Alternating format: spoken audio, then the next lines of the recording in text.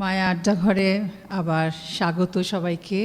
আজ আড্ডা একটি বিশিষ্ট মানুষ, যিনি শিল্পের সাথে যুক্ত শিল্পী এবং মায়ার সাথে বহুদিন ধরে যুক্ত হয়ে রয়েছেন শিল্পী শুভা প্রসন্ন ভট্টাচার্য। আমরা যাকে সবাই ডাকি শুভাদা বলে, শুভাদা নামে উনি বেশি পরিচিত। শুভাদা আমাদের এই আড্ডার আজকে 188 সেশন, 188তম সেশন আজ। আর আজকে আমরা শিল্প নিয়ে আলোচনা, শিল্পের ভাবনা, শিল্পের যাপন, সেই সব কিছুর সাথে আমরা আজকের সন্ধে কাটাবো। শুভাদা অর্থাৎ শুভা প্রসন্ন ভট্টাচার্য প্রায় 55টি সোলো এক্সিবিশন করেছেন দেশে বিদেশ মিলিয়ে, এখনও করে চলেছেন। প্রায়শই ওনার সোলো এক্সিবিশন হচ্ছে। কিছুদিন আগে বিড়লা একাডেমিতে হলো, তার আগে দেবভাষাতে হলো। উনি 1975 সাল থেকে আঁকা শুরু করেছেন এবং আজ অবধি প্রায় 7,000 এবং তার বেশি শিল্প সৃষ্টি করেছেন, অর্থাৎ এতগুলো পেন্টিং উনি করেছেন এবং করে চলেছেন। ওনার স্পেশালিটি যেগুলো, যে নিয়ে কাজ করেছেন, বিড়াল, কাক, আমরা জানি সবাই, চৈতন্য, কৃষ্ণ, বুদ্ধ, রবীন্দ্রনাথ, এবং এছাড়াও মানুষজন, শহর, ফুল, সব কিছু নিয়ে বিভিন্ন ধরনের সাবজেক্ট উনি বেছে নেন এবং সেই নিয়ে শিল্প সৃষ্টি করেন। উনি ফাউন্ডার মেম্বার আর্ট অ্যান্ড আর্টিস্টের। কলেজ অফ ভিজুয়াল আর্টস 1976 সালে উনি শুরু করেছিলেন। অনেক বছর অনেক শিল্পীরা সেখানে কাজ করেছেন। আর্ট সেকার তৈরি করেছেন 1984 সালে, একটি আর্টিস্ট ভিলেজ কলকাতায় করেছিলেন, এবং তারপর 2014 সালে উনি আর্ট সেকার ফাউন্ডেশন করেছেন নিউ টাউনে, যেটা আমি তো বলবো একটা প্রাইভেট আর্ট সেন্টার হিসেবে ভারতবর্ষের মধ্যে অন্যতম। ওখানে বিভিন্ন ধরনের কাজ হচ্ছে, বিভিন্ন ধরনের ওয়ার্কশপ, বিভিন্ন জিনিস, এবং একটি মিউজিয়াম রয়েছে যেখানে শিল্পের আদি যুগ থেকে এখনকার পর্যন্ত সবাইকার কাজ সেখানে রয়েছে। শুধু তাই না, ফটোগ্রাফিও সেখানে রয়েছে, স্কাল্পচার, ফটোগ্রাফি ইত্যাদি। উনি অ্যাওয়ার্ড পেয়েছেন প্রচুর, তার মধ্যে আমি কয়েকটা বলি। বিড়লা একাডেমি থেকে অ্যাওয়ার্ড পেয়েছেন, ললিত কলা একাডেমি, আইফ্যাক্স অর্থাৎ নিউ দিল্লি থেকে উনি পেয়েছেন, Taj Gaurav award, Taj association of art and culture and heritage থেকে তাজ গৌরব অ্যাওয়ার্ড পেয়েছেন, মানবতা বিকাশ অ্যাওয়ার্ড পেয়েছেন IIPM থেকে, বঙ্গবিভূষণ পেয়েছেন গভর্নমেন্ট অফ ওয়েস্ট বেঙ্গল থেকে, স্বর্ণ সম্মান পেয়েছেন সেনকো গোল্ড থেকে, মনোজ মোহন বসু মেমোরিয়াল অ্যাওয়ার্ড ফর বুক, যে বইটা করেছেন ওনার বইটির নাম আমার ছবি জীবন, ওয়েস্ট বেঙ্গল বাংলা একাডেমি থেকে পুরস্কার পেয়েছেন মনোজ মোহন বসু মেমোরিয়াল অ্যাওয়ার্ড। ওনার প্রচুর পাবলিকেশন আছে, আমি এই বইগুলো আপনাদের আমি নামগুলো পড়ে শোনাবো। আর শুভাদার পার্মানেন্ট কালেকশন আমরা জানি দেশে বিদেশে বিভিন্ন গ্যালারিতে রয়েছে। ওনাকে নিয়ে একটি ডকুমেন্টারি হয়েছে যার নাম reality and beyond, Sujit Chatterjee করেছেন। আরও একটি documentary Shubha and me, Gautam Ghosh করেছেন। এগুলো আমাদের কোনো না কোনো সময় দেখার সুযোগ ঘটবে। ওনার বইয়ের নামগুলো আমি দেখাচ্ছি। অন্য নাগরিক, শুভা প্রসন্ন, ওনার বই। মনে রাখা তাঁরা, 2টি পর্বে করেছেন। আমার ছবি জীবন, প্রথম পর্ব, আমার ছবি জীবন, দ্বিতীয় পর্ব, crow owl and cat, crow owl cat, Debbhasha থেকে এই বইটি বেরিয়েছে। আরেকটি বই ট্রাভেলের উপর করেছেন, শ্বেত অশ্ব আর ইয়েসমেন ও অন্যান্য প্রবন্ধ। এই বইগুলো আমি আপনাদের দেখালাম এই কারণে যে এই বইগুলো আমার আজকে প্রাপ্তিযোগ হলো। সমস্ত বইগুলো অনেক দিন ধরে সুভাদা আমাকে জন্য দেওয়ার কথা বলেছেন এবং আজ এসেছেন, সাথে করে এই বই এনেছেন। আমারও একটা সুযোগ হলো আপনাদের সবাইকে এটি দেখানোর জন্য। আমি আজকে সুভাদাকে ডেকে নেব। বলতে ভালোবাসি, বক বক করা আমার কাজ, মানুষের সঙ্গে কথা বলতে, মানুষের সঙ্গে মিশতে, মানুষের যে নানান রকমের জীবন ছন্দ সেটা দেখতে আমার খুব ভালো লাগে। তাই কেউ যদি ডাকেন কোনো কিছুর আড্ডায়, সেটা আমার ভালো লাগে। মানুষের সঙ্গে মেশার মধ্যে যে শিক্ষা পাওয়া যায় সেটা বই পড়ে হয় না।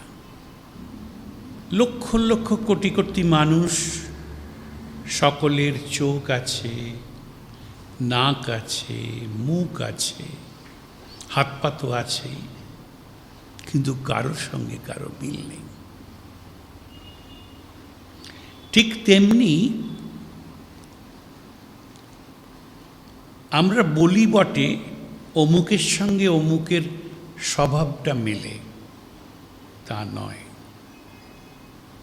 প্রত্যেকের স্বভাব, ভালো লাগা, ভালোবাসা এগুলো এক নয়।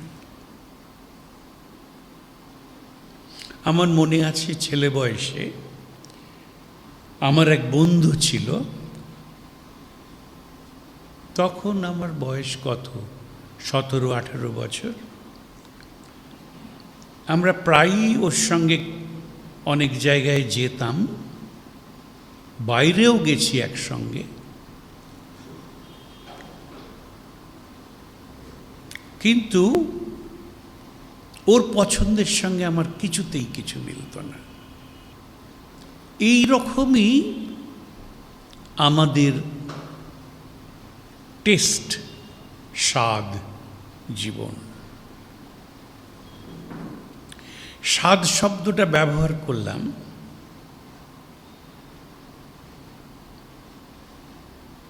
কারণ স্বাদই আমাদের নানা জায়গায় ছোটায়, নানা জায়গায় যেতে বলে স্বাদের সন্ধানে। মূলত আমরা কি চাই? আমরা তো শুধু সহজাত প্রবৃত্তির তাড়নায় কাজ করি না। আমরা প্রকৃতি বা ঈশ্বর সৃষ্ট জীব। অনেকটা আছে আমাদের জিনে। আমার বাবা মা বা প্রায় আমাদের পূর্ববর্তী 8 প্রজন্মের কিছু না কিছু আমরা নিয়ে জন্মাই। হঠাৎ করে দেখা গেল আমার ভাইয়ের চুলটা অদ্ভুত কোঁকড়ানো, অথচ আমাদের কারো কাছাকাছি কারো চুল কোঁকড়ানো নয়। ওই 8 প্রজন্ম আগে কোনো না কারুর ওই চুলটা কোঁকড়ানো ছিল, সে সেটাকে নিয়ে এসেছে। এইভাবেই কিন্তু আমরা বড় হই, সব কিছু করি। প্রত্যেকের ভালো লাগার একটা আলাদা ব্যাপার আছে। ছেলে বয়সে সেটা আস্তে আস্তে ফুটতে থাকে। কেউ ছেলে বয়সে কি সুন্দর বল খেলে, বল দেখলেই দারুণ মাঠে ঘোরাঘুরি করে, পা দিয়ে ঘোরাঘুরি করে। কেউ ছেলে বয়স থেকে এরকম গান গেয়ে ওঠে, অদ্ভুত একটা সুর। সেই সুর মানে সত্যি একটা অন্যরকম। কি করে সে এই সুরের অধিকারী হলো? আমরা যদি যে কোনো প্রতিষ্ঠিত মানুষকে দেখি, সেই প্রতিষ্ঠিত সকলেরই একটা ছেলেবেলা আছে। একেবারে যে পরিবর্তন হয়ে যায়, ছেলে বয়সে তার এক ধরনের ইচ্ছা, নেশা, ভালোবাসা ছিল, একটু বড় হয়ে একদম পরিবর্তন হয়ে গেল, এটা খুব কম। যেমন আমার নিজের জীবনে আমি খুব মুখ দেখতাম। আমার বাবা ডাক্তার ছিলেন, বাবার চেম্বার ছিল কলেজ স্ট্রিটে। আমি তখন এতই ছোট যে টেবিলেতে কাছাকাছি দাঁড়াতে পারতাম না, টেবিলটা একটু বড় মনে হতো। তাই একটা চেয়ারের ওপর নীল ডাউন হয়ে খসাখস যারা বাবার রুগীরা আসত, সেই বিচিত্র মুখ, তাদের ছবি আঁকতাম।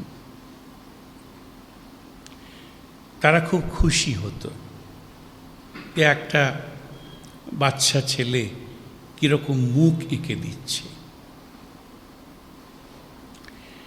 সেইভাবেই আমার খানিকটা স্পর্ধা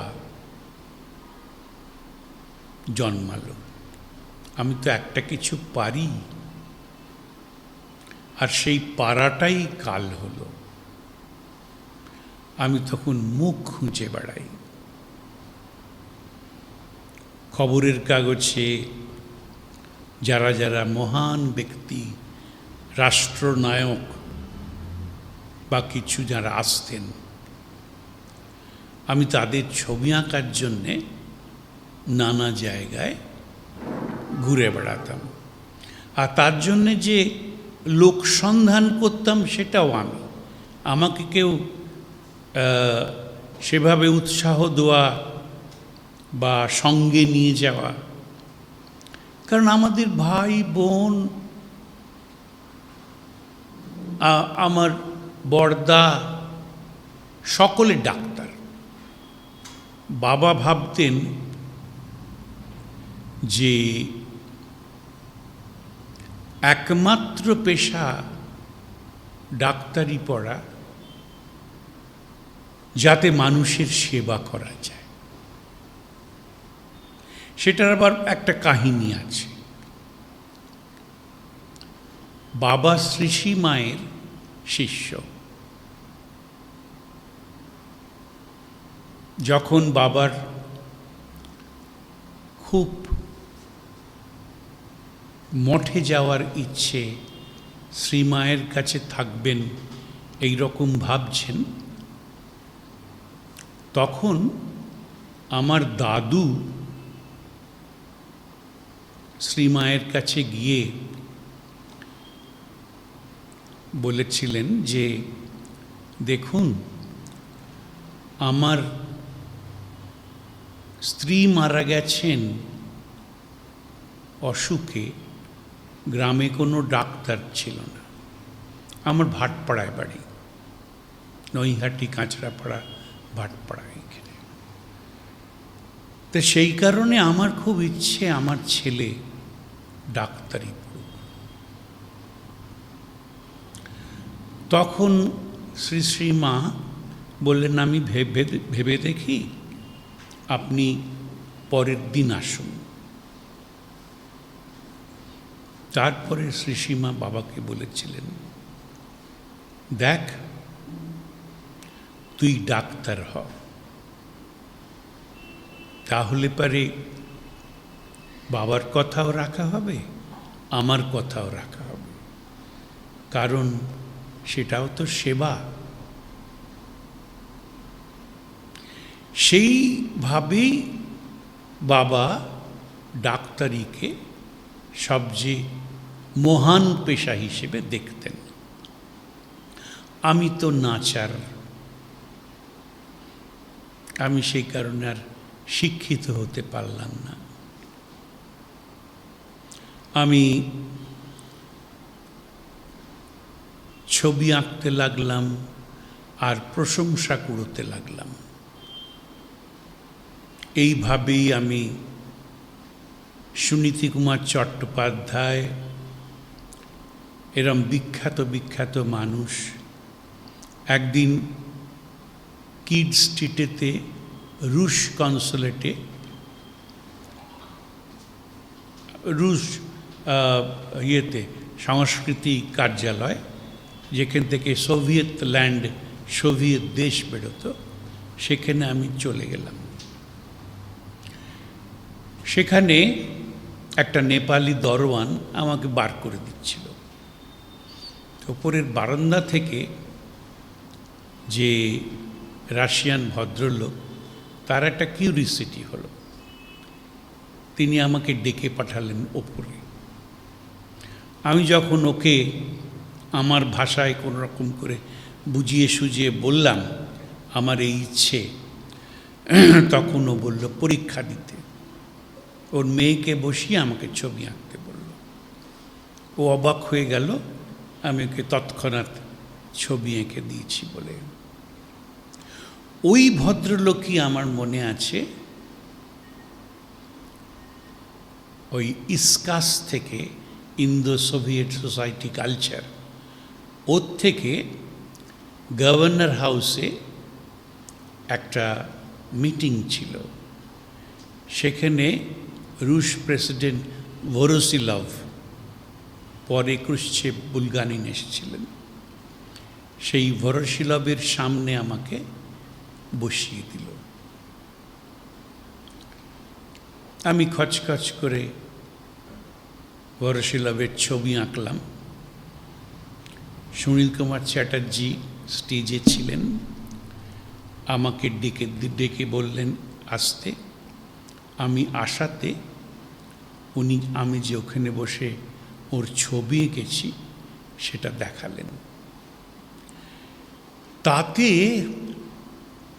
ভোরোসিলভ আমাকে জড়িয়ে ধরলে কপালে চুমু খেলেন, আর তার সঙ্গে একটা স্পুটনিকের ব্যাজ পরিয়ে দিলেন। মহা খুশি।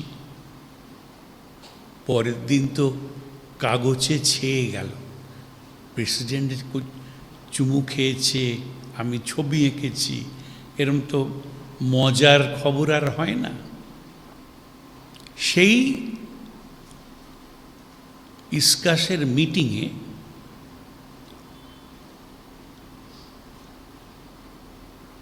শিবরাম চক্রবর্তী ছিলেন। আমাদের যখন একটা গ্রুপ ফটো হলো, শিবরাম আমাকে ডেকে বললেন তুমি একদিন এসো বাবা।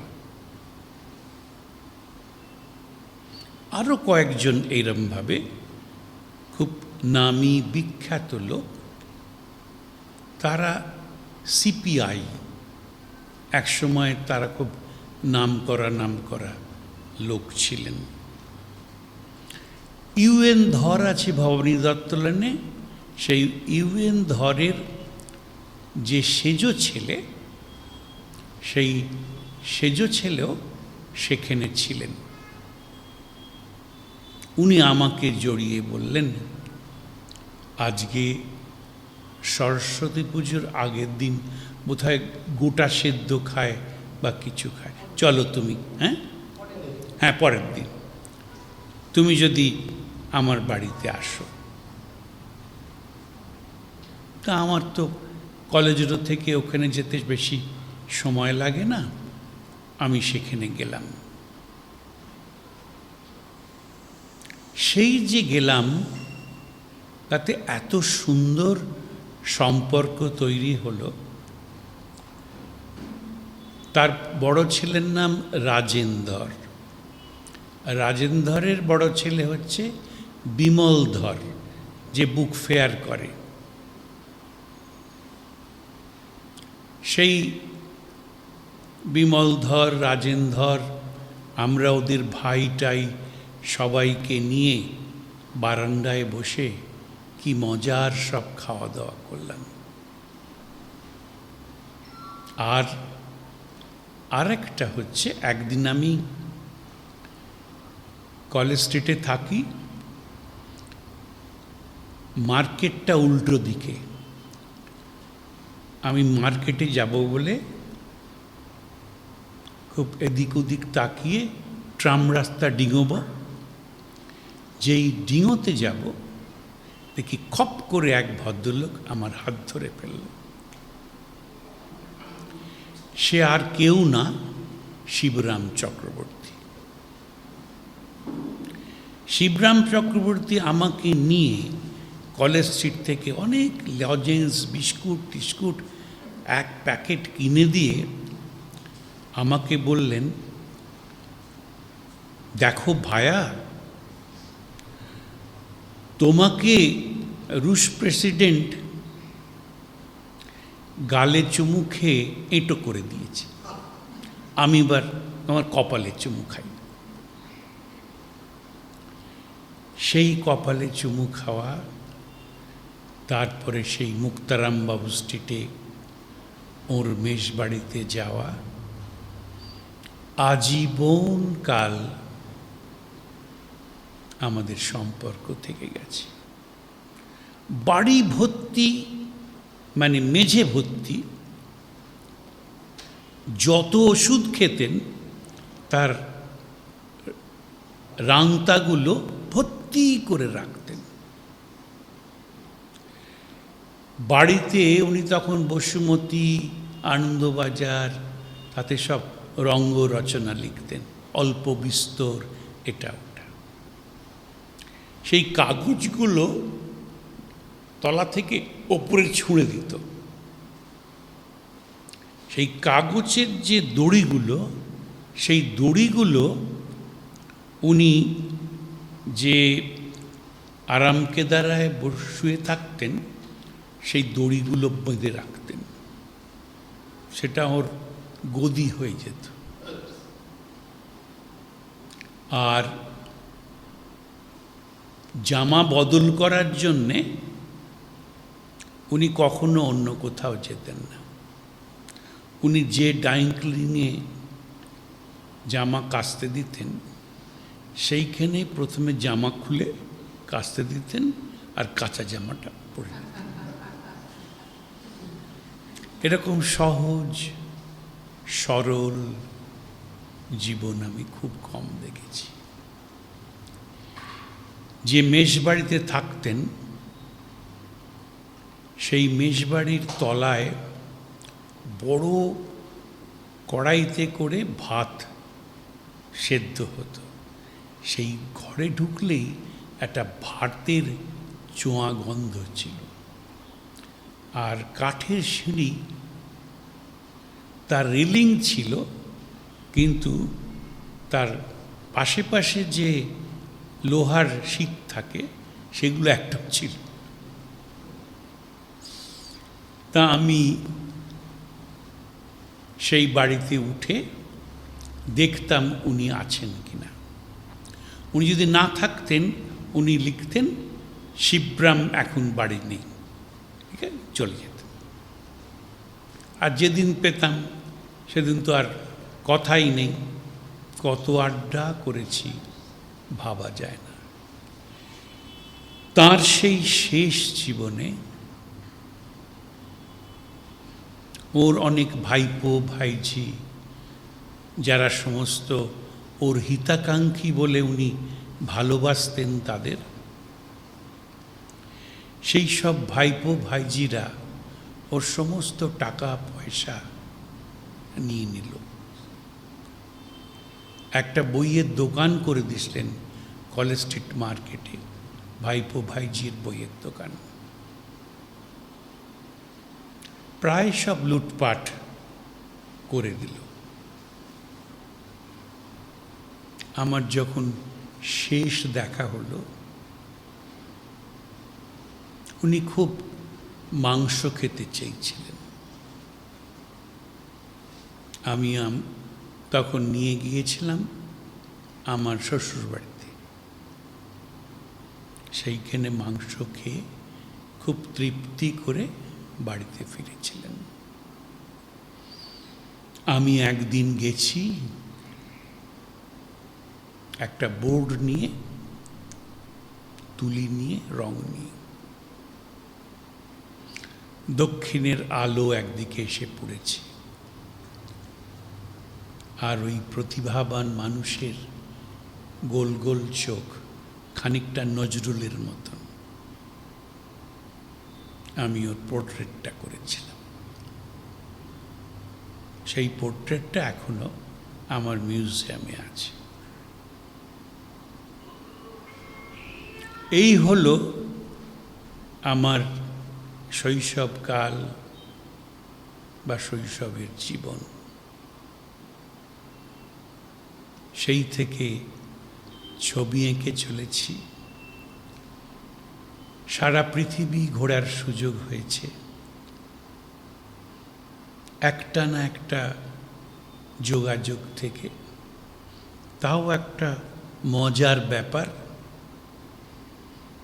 একদিন আমি দুপুরবেলা, তখন আমার স্টুডিওটা খুব ছোট, গ্যারেজের ওপরে একটা ঘর, সিঁড়ি দিয়ে উঠতে হতো। সে সিঁড়ির রেলিং ছিল না। সিঁড়ি দিয়ে উঠে একটা কি বলবো পাদানি, সেইটা খুব যদি বেশি হয় 5.5 ফুট উঁচু। ওইখানে মৃণাল সেন সবাই এসেছে, সবাইকে মাথা এইরকম করে ঢুকতে হয়েছে। ওটা তো সব লম্বা। ওখানে সুনীলদা এসেছেন, শক্তিদা এসেছেন, কত মানুষ ওখানে এসেছে। আর আমি ওইখানে থেকে থেকে আর লম্বা হতে পারিনি। আর দিনের পর দিন ওখানে থেকে লম্বা হব কি করে? সেই আমি একদিন বর্ষাকাল, আমি আছি, এমন সময় এক ভদ্রলোক এলেন আমার ছবি দেখতে। উনি জার্মানিতে থাকেন। ওর খুব ইচ্ছে কলকাতার যারা অল্প বয়সী শিল্পী তাদের ছবি সংগ্রহ করা। আবার ওকে এনেছিলেন অশোক মুখার্জি বলে, না অশোক ভুলে যাচ্ছি, উনি বম্বে থাকতেন। উনি হিন্দুস্তান লিভারের সবচেয়ে বড় ছিলেন, অশোক গাঙ্গুলি। আরে বাবু, সেই অশোকবাবু ওনাকে এনেছিলেন। উনি দেখতে চেয়েছিলেন ছোটদের ছবি। তারপরে উনি এসে আমি কয়েকটা ছবি দেখালাম। উনি 2টো ছবি পছন্দ করলেন। পছন্দ করে আমাকে বললেন, তুমি ভাই, আমি গ্র্যান্ড হোটেলে আছি, তুমি এসো, আমাকে ছবি দুটো মানে গুটিয়ে নিয়ে এসো, যাতে আমি সঙ্গে নিয়ে যেতে পারি। আমি সেই গুটিয়ে গ্র্যান্ড হোটেলে গেলাম, তার নম্বর গুনে। উনি এগিয়ে এলেন, এগিয়ে এসে আমাকে টাকা দিলেন। তখন ইউরো হয়নি, তখন জার্মান মার্ক। যে টাকা দিলেন সেটা এর চেয়ে অনেক বেশি, যা দাম, মানে ভারতীয় টাকায় কনভার্ট করলে। আমি তো মহা খুশি। বাড়িতে চলে এসেছি, বাবাকে বলেছি, সবাইকে বলেছি। এই রকম সময় কদিন পরে আমি একটা জার্মানি থেকে চিঠি পাই, জার্মানি না, সুইজারল্যান্ড থেকে, কারণ উনি জার্মানি হলেও সুইজারল্যান্ডে থাকতেন। উনি WHO হু হচ্ছে অফিস সুইজারল্যান্ডে, তা সেইখানে উনি ওয়ান অফ দ্য ডাইরেক্টর ছিলেন। উনি লিখে পাঠালেন যে ডিয়ার শোভা, তোমার এই ছবি আমার সব বন্ধুরা খুব প্রশংসা করেছে, তুমি যদি কখনো মনে করো তুমি ইউরোপে আসবে আমাকে জানিও, আমি তোমার এখানে প্রদর্শনী করব আর তোমাকে নিয়ে আসব। এই হলো আমার সূত্রপাত। আরও অনেক ডিটেল আছে, সেদিকে যাচ্ছি না। সেই সূত্রপাত থেকে আমার সুইজারল্যান্ডে প্রথম এক্সিবিশন, ছবি বিক্রি,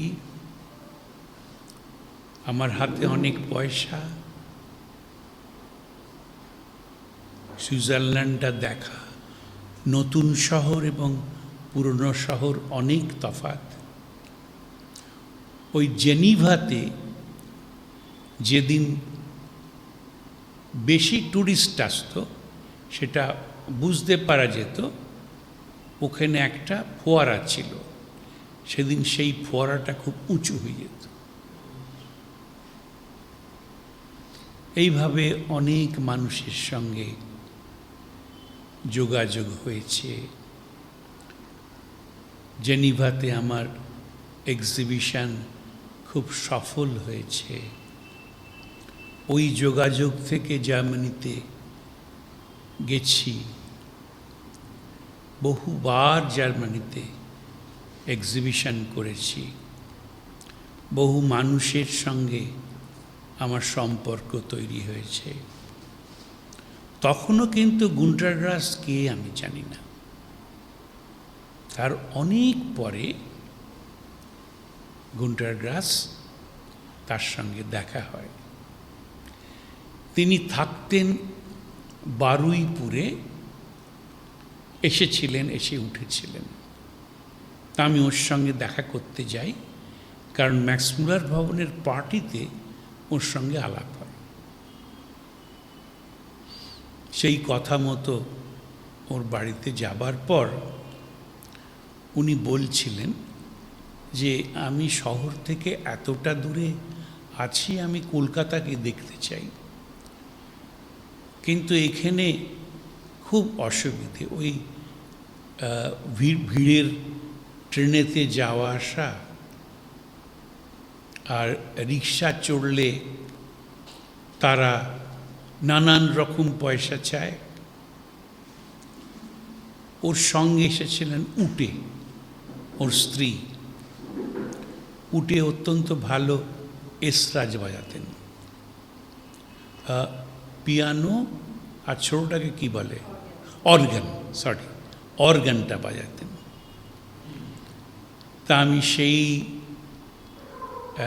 গ্রাসকে, আমার বাড়িতে সেরকম জায়গা ছিল না, আমি আমার শ্বশুর বাড়িতে নিয়ে যাই এবং ওখানে উনি থাকতেন। সেই কালী ঠাকুরের পুজোর দিন উনি দাঁড়িয়ে দাঁড়িয়ে দেখছেন। আমার তখনকার দিনের কনসুলেট বন্ধু টন্ধু, ওদের সব নেমন্তন্ন করতাম। উনি ওইটা দেখেই কলকাতার যে ডায়েরি লিখেছিলেন, জিভ কাটো লজ্জায়। পরবর্তীকালে উনি যখন নোবেল প্রাইজ পেলেন আবার এসেছিলেন।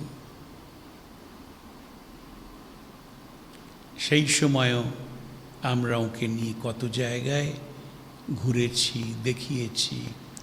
একসঙ্গে শ্রীরামপুর দেখেছেন, পুরনো সেই শ্রীরামপুরের কলেজ, তার অপূর্ব, অন্যদিকে গঙ্গা বয়ে যাচ্ছে, সেই রেলিং দিয়ে উঠতে হতো কলেজের লাইব্রেরি। এইসব দেখে উনি ভীষণ খুশি হয়েছিলেন। এইভাবেই আমার জীবনের যাত্রাপথ তৈরি হয়েছে। আবার কত মানুষ অপবাদও দিয়েছেন।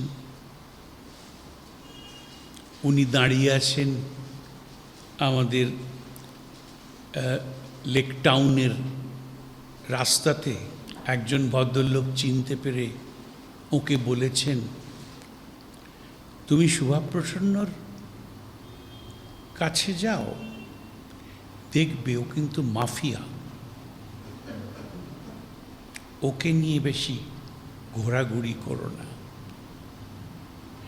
সেইটা উনি যেদিন চলে যাবেন তার আগে ম্যাক্সমূলারে একটা বক্তৃতা হয়েছিল।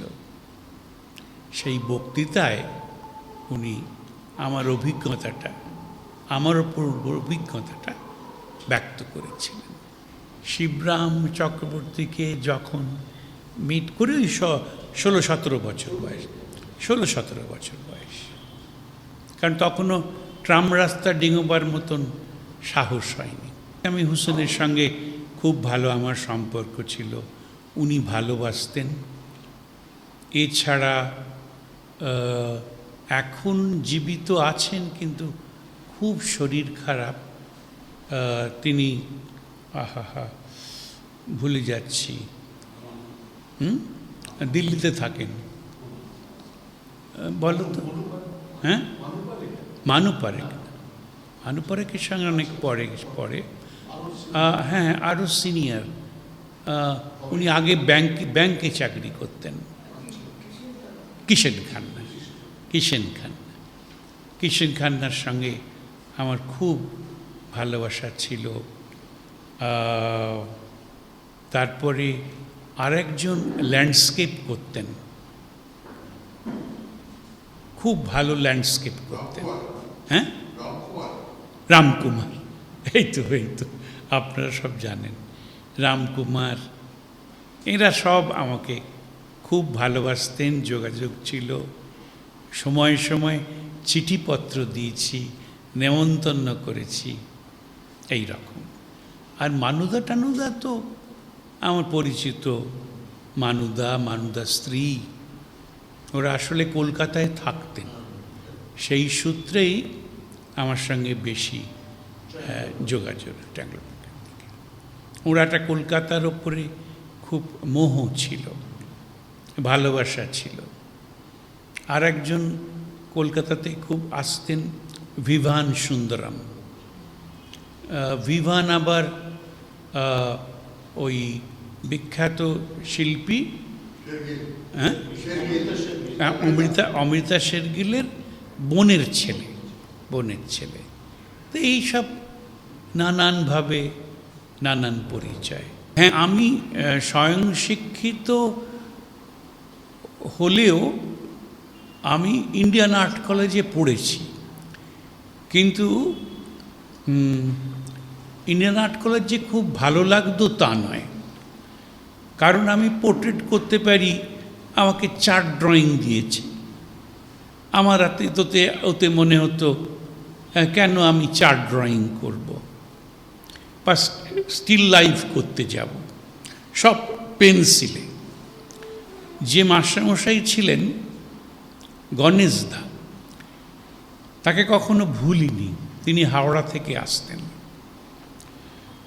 উনি দুটো কথা বলেছিলেন। ওর হচ্ছে পেন্সিলটা দেখতেন, পেন্সিল কাটা শিখিয়েছিলেন, যে কত সুন্দর করে পেন্সিল কাটা যায় সেটা ভাবা যায় না। আমি সেই পেন্সিলে আঁকতাম। আর একবার উনি কঠোর ছিলেন, একবার খুব ঠান্ডায় হেঁচে ফেলেছি। সেই হাঁচিতে উনি খুব রেগে গিয়ে বললেন, হাঁচি কাশি মলমূত্র বাইরে গিয়ে করবে, এখানে নয়। আমি যা এখনো করতে চাই তা এখনো পেরে উঠিনি। আমার সেই জন্য একটা যন্ত্রণা আছে যে জীবনে কিছুই হলো না আমার। তার জন্যে রবীন্দ্রনাথ 20 বছর বয়সে যে গানটা গেয়েছিলেন সেটা আমাদের বুদ্ধদেব গুহর কণ্ঠে অসাধারণ। জীবনে কিছু হলো না,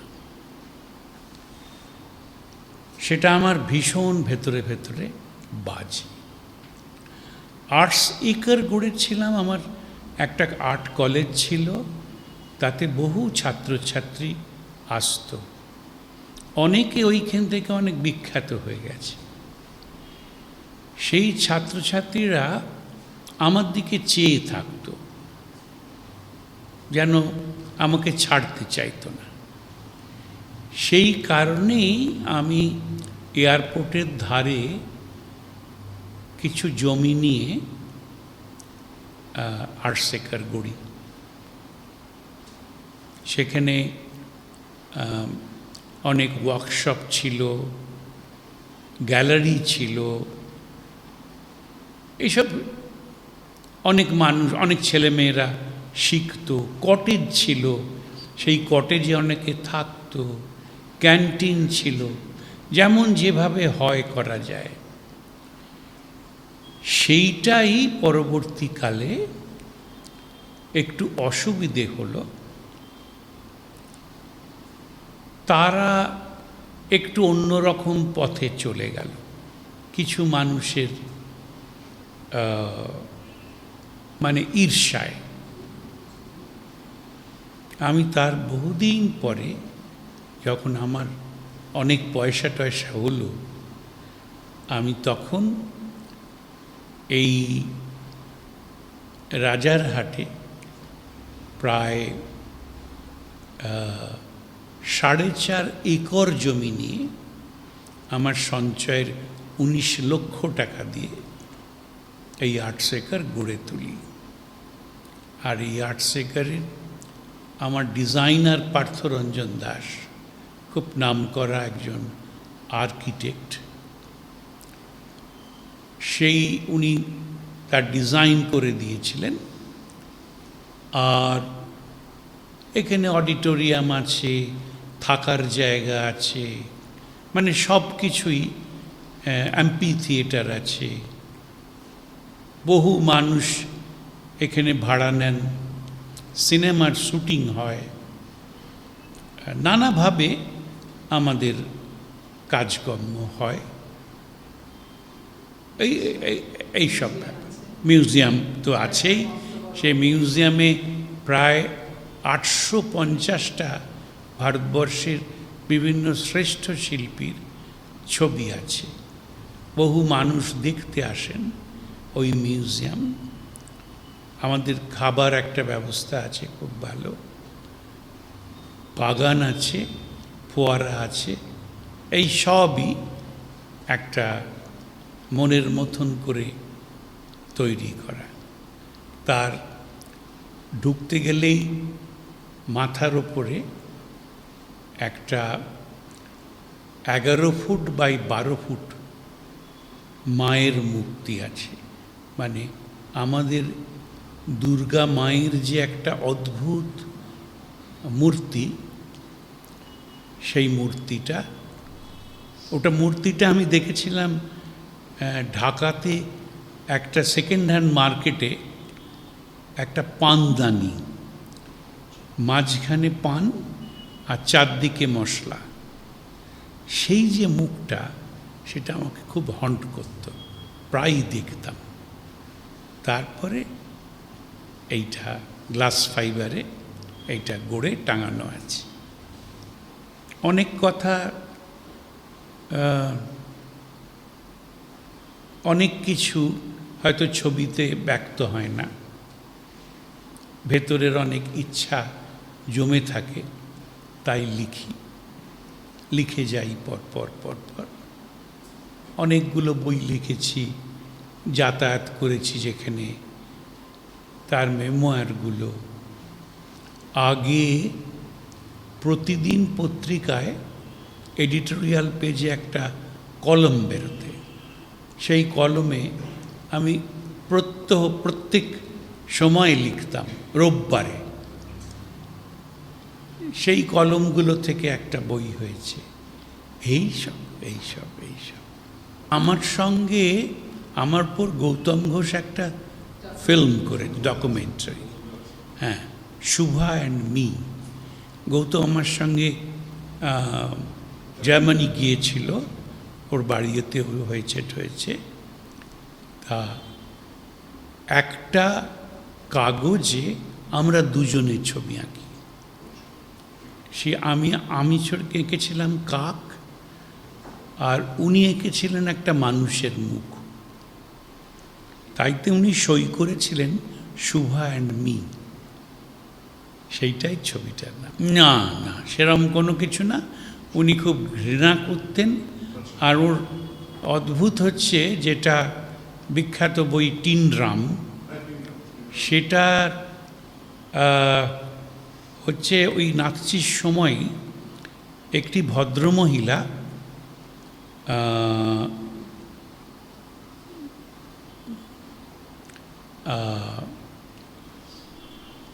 একটা আলু খেতে বসেছিলেন। তা একজন এইরকম তাড়া খেয়ে একজন লোক ওর এইটা তলায় ঢুকে যায়। সেই ঢুকে যাওয়াতে যে ছেলের জন্ম হয়, মেয়ের জন্ম, না না না, ছেলে, অস্কারের মা না, অস্কারের জন্ম হয়। আচ্ছা, জানি না, যাই হোক, ওইভাবেই অস্কারের জন্ম হয়। আর অস্কারটা অদ্ভুত, ওর তো বড় হতে পারেনি, মাথাটা বড়, একটু পোলিও টাইপের। কিন্তু ও যখনই কোনো অন্যায় দেখত, ও অমনি একটা ড্রাম পেটাতো, আর সেইটাতে কাঁচের জানলা টানলাগুলো কেঁপে ভেঙে যেত। আমার খুব একটা বড় ছবি আছে আর্ট সেকারে, এইটার উপরে ছবিটা এঁকেছিলাম, in search of Oscar.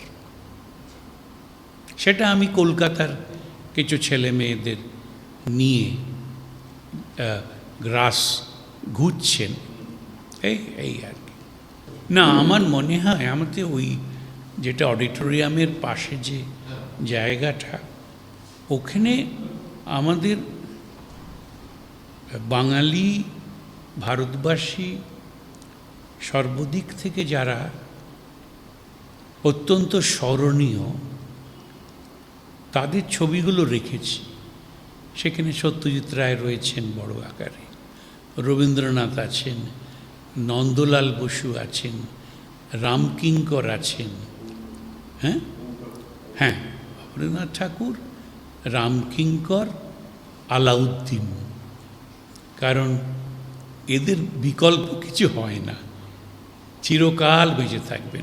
Ravishankar, সেটা মানুষের ব্যবহারের জন্যে। সে যেমন আজকে অসাধারণ কাজ হচ্ছে মৈথিলীদের, আমাদের কী নাম, মধুবনী। সেই মধুবনীকে কিভাবে নষ্ট করা হয়েছে, আর ওই মধুবনীকে উস্কে দেওয়ার জন্যে দুজন খুব বড় কাজ করেছেন। একজন হচ্ছে জয়া পুপুলকার, হ্যাঁ, আর একজন হচ্ছেন ভুলে যাচ্ছি। ওরা দুজন ওখানে গিয়ে, তাছাড়া ওখানকার দুজন মহিলা পুরস্কৃত হয়েছেন, পদ্মশ্রী উপাধি পেয়েছেন। ওটা একটা দেখবার মতন। আর সমস্ত ফোক আর্টের একটা অদ্ভুত লিঙ্ক আছে। একদল, একটা ফোক আর্ট হচ্ছে যারা সমতল পাহাড়ে থাকে, আরেকটা হচ্ছে যারা সমুদ্রের দিকে থাকে। এই দুই ধরনের ফোক আর্টিস্টদের হ্যাঁ একটু তফাৎ, আদারওয়াইজ সব মিল পাওয়া যায়। এগুলো কমার্শিয়ালাইজড হচ্ছে, মানুষ বিভিন্ন রকম কাজে ব্যবহার করছে বলে। বিয়ে বাড়ির কার্ডেতে ওরলি আর্ট দিচ্ছে, কি আছে। আমাদের ফোক আর্টের তো সব অসাধারণ ট্র্যাডিশন ছিল, যেটা পটুয়ারা রাখতে পেরেছে পটুয়াদের শিল্পেতে। কারণ গ্রামেতে পটুয়ারা তারা লম্বা স্ক্রোল করে বটগাছের তলায় দাঁড়িয়ে ওরা গান করতো, রামায়ণের গান বা কিছু। অনেক লোকাল মানুষ ওখানে দেখতো, ওর সঙ্গে গান করত। এই ট্র্যাডিশন এখনও গ্রামে আছে। রবীন্দ্রনাথকে মুকুলদে যত ভালো করেছে অত ভালো আর মূর্তি আমাদের রামকিঙ্কর বেজের করা আছে। ওইটা অনেকে অনেক সমালোচনা করে। উনি সেদিন মারা যাওয়ার পর ওই বিখ্যাত এই সোমা বলো না, ওই যে মারা গেছিলেন তার কন্ডোলেন্স বক্তৃতাটা লিখছিলেন একটা নুব্জ মাথায়, ভীষণ খারাপ দুঃখে মনে। দীনবন্ধু অ্যান্ড্রুজ মারা যাওয়ার দিন ওই সময় রামকিঙ্কর ওকে দেখে দেখে ওই মূর্তিটা করেছিল। ওটা পৃথিবীর অন্যতম শ্রেষ্ঠ বাস্ট, অত ভালো হয় না, আমি রাখতে পারিনি। এটা আপনি দেখবেন বিড়লা একাডেমিতে একটা আছে। আচ্ছা, আর আছে হাঙ্গেরিতে, আইসিসিআরে হাঙ্গেরিতে যে হ্রদের ধারে ওইটা রাখা আছে। হ্যাঁ, অরিজিনাল শান্তিনিকেতনে আছে। ওটার কপিগুলো যেগুলো হয়েছে স্কাল্পচারের তো 7টা কপিকে অরিজিনাল বলে, 9টা। আচ্ছা, তা হতে পারে। তো মুকুলদের যে এচিংটা খুব সুন্দর হয়েছে। সত্যজিৎ রায়ও করেছিলেন। হ্যাঁ, সত্যজিৎ রায় ওকে করেছিলেন লম্বা দাঁড়ানো অবস্থায় ব্রাশ দিয়ে, ওটাও ভালো। সত্যজিৎ রায়ের ড্রয়িং তো খুব ভালো ছিল। ওটা আবার খুব বিখ্যাত ফটোগ্রাফার ছিলেন এস ঘোষ। হচ্ছে বিষ্ণু ঘোষের ছোট ভাই, আর তার যে বড় ভাই উনি সান ফ্রান্সিসকোতে চলে যান, স্বামী যোগানন্দ। অপূর্ব দেখতে, লস অ্যাঞ্জেলেস, অপূর্ব দেখতে। না, ভবিতব্য তো কাউকে কিছু করতে পারে না, যার যেমন ভবিতব্য এটা কে কখন কিভাবে থাকবে, কে বজায় রাখবে, কে বজায় রাখবে না, যার একটা ভীষণ স্বপ্ন বা ইচ্ছা, সেটা হয়তো হলো না, এগুলো কি করা যাবে? এটা তো আমাদের জীবনে অনেকবার দেখেছি। আমাদেরও জীবনে যে কত স্বপ্ন ছিল, কত বড় হব, কত কিছু গড়ব, তেমন কিছুই করে উঠতে পারেনি, ক্ষোভ থেকেই গেছে। সেই ভাবনা থেকে কিছু ছবি আঁকি।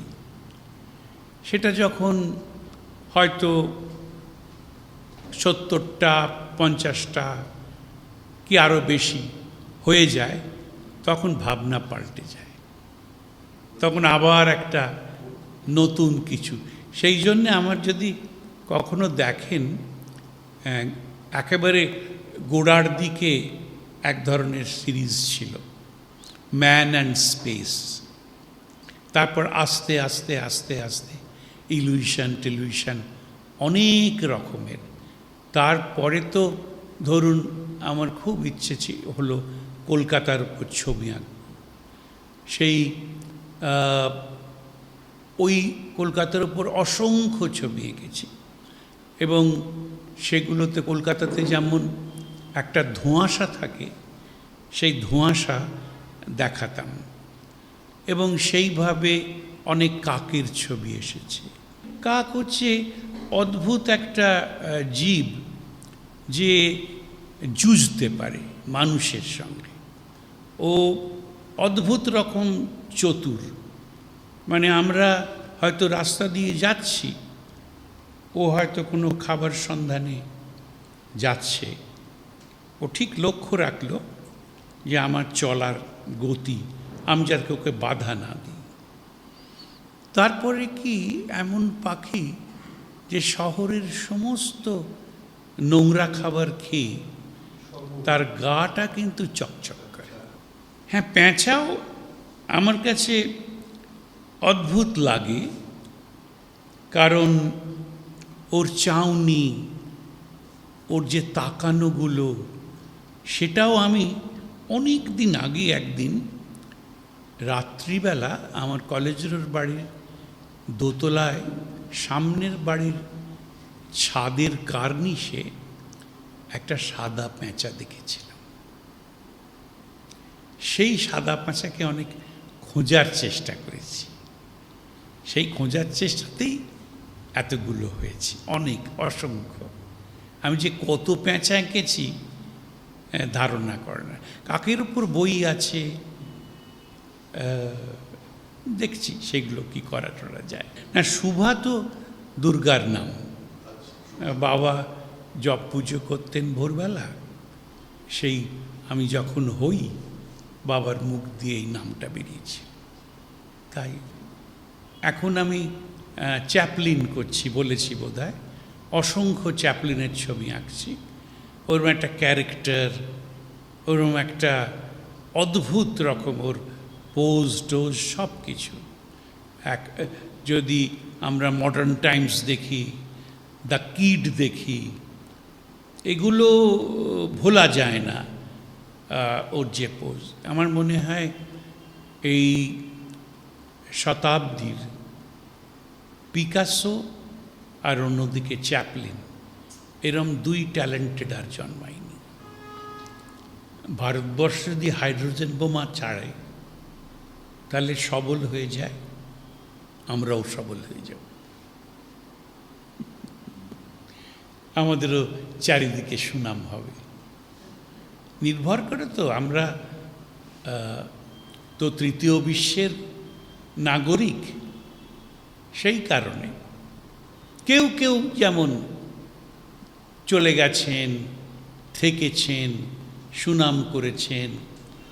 কলকাতা থেকে দিল্লিতে গেলে কলকাতাতে বসে যেমন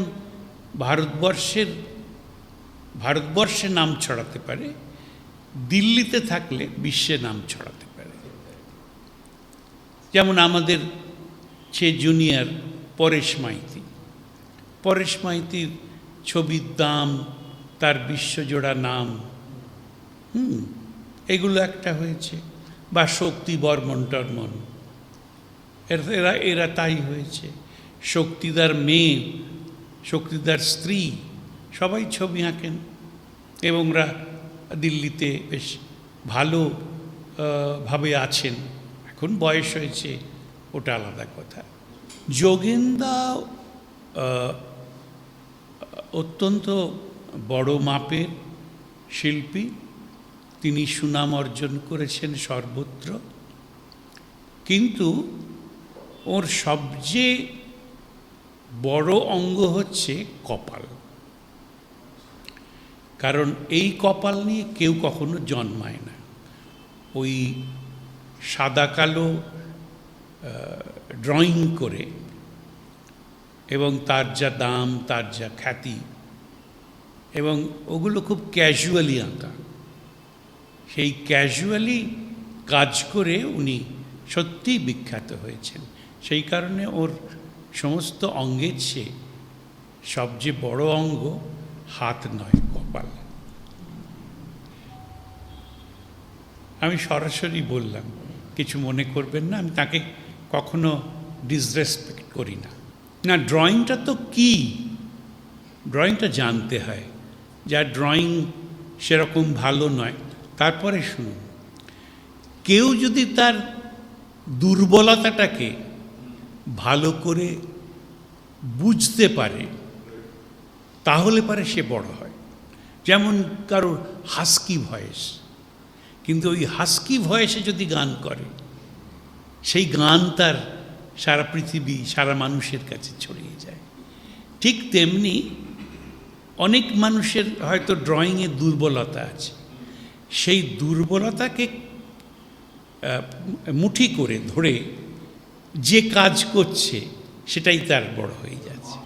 আমেরিকাতে বহু মানুষ সত্যি পেট্রোনাইজ করতে পারেন, এবং বেশিরভাগ মানুষই যারা পৃথিবীব্যাপী সুনাম করেছেন তারা নিউ ইয়র্কে এক্সিবিশন করেছেন। না, খ্যাতি কিন্তু নিউ ইয়র্ক ছাড়া কেউ কাউকে দেয়নি। একেবারে ছেলে বয়স থেকে সত্যি সত্যি ক্যাথি কলভিসকে আমার ভীষণ ভালো লাগতো। কারণ আমি যখন অনেক ছোট, যখন দুটো জার্মানি আলাদা হয়নি, সেই সময় আমাদের সংস্কৃতি মন্ত্রক থেকে ক্যালকাটা ইউনিভার্সিটি ইনস্টিটিউটে তলার ঘরটাতে একটা এক্সিবিশন হয়েছিল ক্যাথি কলভিসের। আমি দেখে চমক পেয়ে, একবার কল্পনা করা যায় না কি ড্রয়িং। ক্যাথি কলভিস উনি জার্মান শিল্পী, ইস্ট জার্মানির শিল্পী। তারপর থেকে আমার একটা অদ্ভুত ওই কালো রঙে ওইভাবে ছবি আঁকা, আরম নিখুঁত, ওর ড্রয়িং রেমব্রান্টের থেকে অনেক শক্তিশালী উনি। সেই ক্যাথি কলভিসকে খুঁজে পাই একদিন জার্মানি হাঁটতে হাঁটতে, একটা স্ট্যাম্প পাই, সেই স্ট্যাম্পটা আমার কাছে এখনও আছে। তারপরে আমি ওর মিউজিয়ামে দেখেছি অনবদ্য কাজ, অনবদ্য। আমার অনেক জার্মান বন্ধু শিল্পী আছেন, এভারেট গসল টসল, তারা কেউ কিছু বেঁচে আছেন, তারাই আমাকে নিয়ে দিয়ে গিয়েছিলেন। মানে বেশিরভাগই আমাদের কুমারটুলির জি পাল, ও একেবারে গবেষক, ওর মতন ভালো কাজ খুব কম মানুষ করতে। জি পাল অনেক পাথরের কাজ করেছেন, সবচেয়ে বেশি বেলুড় মঠের সমস্ত রামকৃষ্ণদেব তাই। আর আপনি কখনো হেদুয়া গেলে বটকেষ্ট পালের একটা মূর্তি আছে, ও বাবা কি মূর্তি, সে কল্পনা করা যায়। হ্যাঁ হ্যাঁ হ্যাঁ হ্যাঁ, জিপাল অসাধারণ। জিপালের আসলে প্রথম নাম হয় ফ্রান্সেতে, প্যারিসে একটা ইন্টারন্যাশনাল হয়, প্রদর্শনী হয়, সেখানে জিপাল গিয়েছিলেন আর খুব তাৎক্ষণিক মাটি দিয়ে মূর্তি করতেন। সেইটা থেকে ওর একটা সুনাম ছড়িয়ে পড়ে। রবীন্দ্রনাথ একজন মানুষ যখন শিল্পের বা সৃষ্টির একটা বিশেষ স্তরে চলে যায়, তখন যা করেন সেটাই একটা বিরাট হয়ে যায়। শুধু তফাৎ হচ্ছে রবীন্দ্রনাথের গান, সাহিত্য, সব কিছুর মধ্যে একটা আনন্দ আছে, আর রবীন্দ্রনাথের ছবিতে বিষাদ আছে। আপনি national gallery of modern art দিল্লিতে যেটা আছে, সেখানে রবীন্দ্রনাথের কিছু ল্যান্ডস্কেপ আছে, ওটা দেখলে বুঝতে পারা যায় কি শক্তিশালী। আমি নিউ জার্সি যাচ্ছি, নিউ জার্সির রাস্তাটা একদিকে বড় বড় লেক, আর ওখানে গাড়ি থামাতে হয়, ওই হরিণ চলে যায় বলে আস্তে করে।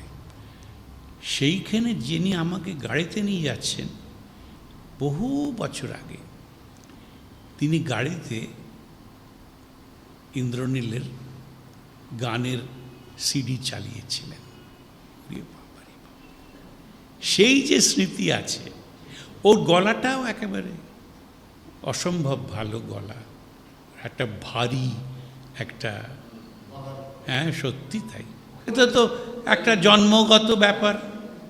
আর মমতা তো ওকে একেবারে যেখানে যায় সেখানে গিয়ে ওকে গান করায়। মমতার ভীষণ প্রিয়, যেখানে যাবে সেখানে গিয়ে ইন্দ্রকে ডেকে গান করাবে। তারপর অনেক মমতার লেখা গান, হ্যাঁ সুর ইন্দ্র দিয়েছে, গান করেছে। যাই হোক, এক একজন এক একটা বিরাট প্রতিভা নিয়ে আসে। দেখো, ওর একটা স্বতঃস্ফূর্ত ব্যাপার আছে, বুঝতে পেরেছ? আর এই কনফিডেন্স যদি থাকে, ওর সবটাই কনফিডেন্স। ও একটা কোথাকার মেয়ে হয়ে সে আজকে বছরের পর বছর বাংলাদেশ, পশ্চিমবঙ্গের মতন একটা ক্রিটিক্যাল রাজ্যের মুখ্যমন্ত্রী হয়ে থাকা, আর ওই যুক্তফ্রন্টকে হারিয়ে দিয়ে। যদিও তার পেছনে আমরা অনেক কাজ করেছি। আমার বাড়ি ছিল তখন একমাত্র জায়গা যেখান থেকে সব কিছু পরিবর্তন চাই, ওই স্লোগান দিয়ে রাস্তায় প্রসেশন করে বহু লোককে সঙ্গে নিয়ে এসব করেছি। কিন্তু সেটা বড় কথা নয়। আমি তো দেখেছি কোন বস্তিতে কিভাবে কষ্টে দিন যাপন করেছে। সেই মমতার হচ্ছে একটা কনফিডেন্স। সেই কনফিডেন্স থেকে যদি কেউ ছবি আঁকে, সে ছবি একটা কিছু হয়।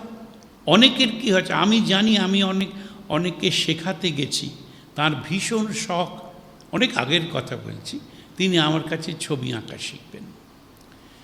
তিনি একেবারে সেই সুন্দর টাউস কোট পরে ভালো ইজেল কিনে, ক্যানভাস কিনে শুরু করলেন। আমি একটা স্টিল লাইফ রেখে দিলাম, উনি আঁকবেন বলে। যেই আঁকতে গেছেন, হাত এমন কাঁপতে শুরু করলো, উনি কিচ্ছু পারলেন না, লজ্জা পেয়ে গেলেন। লজ্জা পেয়ে গিয়ে উনি ওই পাইচারি করে উনি ডিরোজিওর কবিতা আমাকে শোনাতে লাগলেন। উনিও জানেন কিছু একটা ব্যাপারটা। সুতরাং কনফিডেন্স মানুষকে অনেক দিকে নিয়ে যায়। সেই কনফিডেন্স হচ্ছে মমতা।